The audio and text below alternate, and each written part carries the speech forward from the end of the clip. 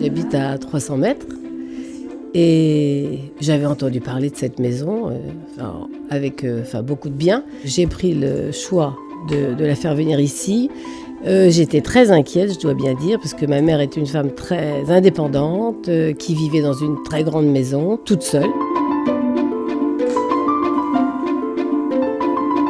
Donc elle est arrivée là un lundi et elle s'est habituée en 24 heures, même pas.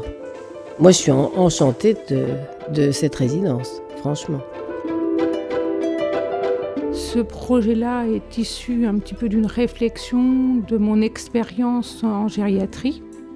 J'ai voulu créer un véritable lieu de vie pour des personnes âgées. Monsieur Barret. Les gens habitent dans leur appartement, qu'ils aménagent vraiment à leur façon. Et j'insiste beaucoup auprès des familles avant l'admission pour qu'ils fassent de leur nouvel appartement un véritable lieu de vie.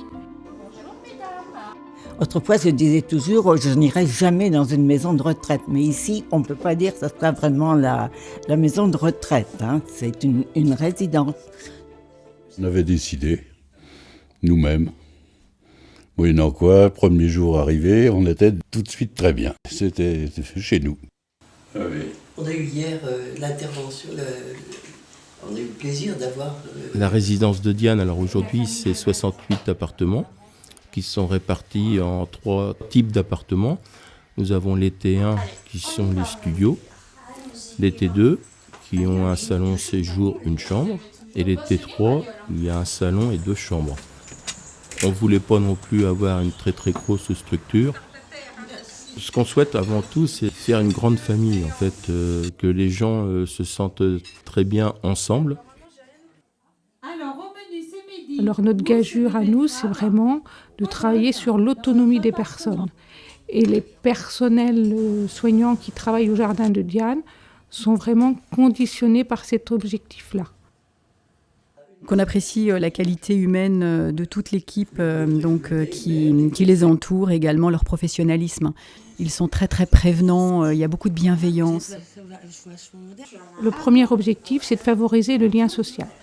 Parce que quand les gens sont occupés, ils ne pensent pas à leurs problèmes de santé. C'est pour ça que tous les après-midi, notre animatrice propose des animations diverses et variées. Toutes les personnes n'ont pas les mêmes centres d'intérêt. Il y a les personnes qui aiment bien sortir à l'extérieur, il y en a qui n'aiment pas du tout sortir à l'extérieur, mais qui vont se trouver d'autres occupations telles que les jeux de cartes. C'est tout simple, mais les jeux de cartes, en fait, c'est déjà la convivialité. Chez nous, là, au Jardin de Diane, on incite les gens à participer, mais rien n'est forcé. Que ce soit les soins, que ce soit les repas, que ce soit l'animation, on propose toujours. Mais la décision, c'est toujours le résident qui choisit. Il n'y a pas de contrainte, ils sont des locataires avant tout. C'est toujours le résident qui a le dernier mot. Et tout est possible dans la mesure du possible. Au Jardin de Diane, l'animation a vraiment toute son importance.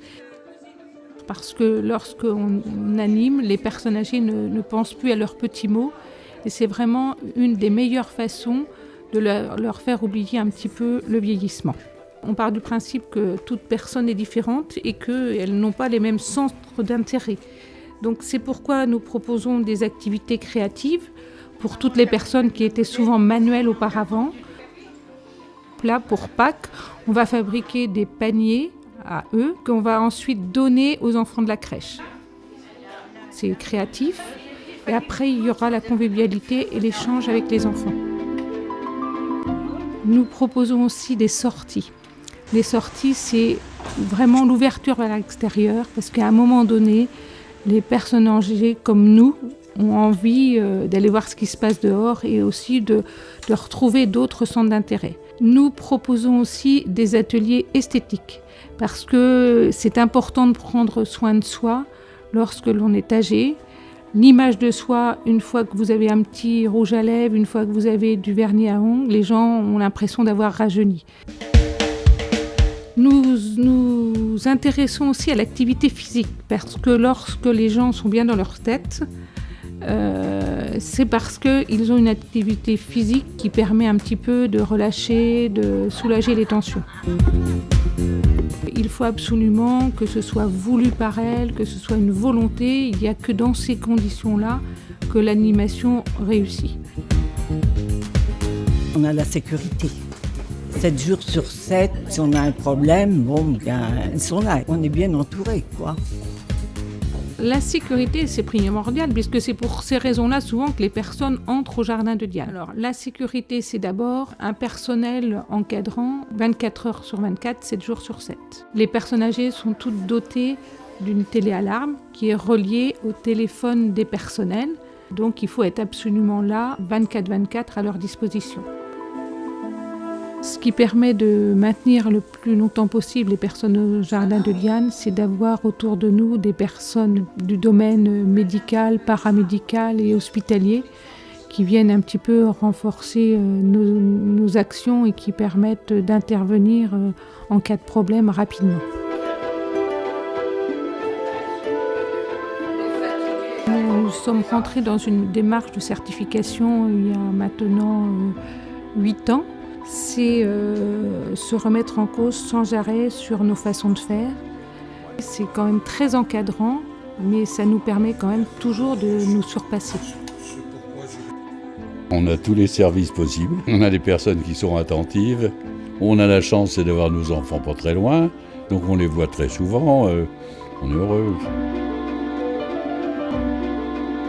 Alors au bout de 10 ans, on se rend compte que les gens vieillissent quand même bien au jardin de Diane parce qu'on a une espérance de vie qui est importante.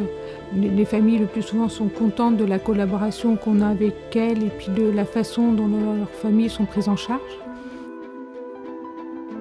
C'est mon expérience et une vision positive du vieillissement qui m'a fait travailler dans ce sens. Avec les équipes, nous faisons en sorte que les résidents de Diane vivent debout jusqu'au bout. Et nous les incitons à profiter de la vie le plus longtemps possible en favorisant le maintien de l'autonomie. Ce que je suis le plus fier aujourd'hui, au bout de 10 ans, c'est peut-être le fait que les personnes viennent dans notre résidence n'ayant pas forcément besoin d'aide. C'est-à-dire ils viennent parce qu'ils ont entendu parler ou ils sont venus voir un petit peu l'esprit de famille qu'on peut avoir. Et ils viennent à cause de ça, justement. Ils sont complètement autonomes. Par contre, ils vont venir parce que il y a juste la sécurité et ils se sentent bien. C'est peut-être ça dont je suis le plus fier. Le petit vin blanc qu'on boit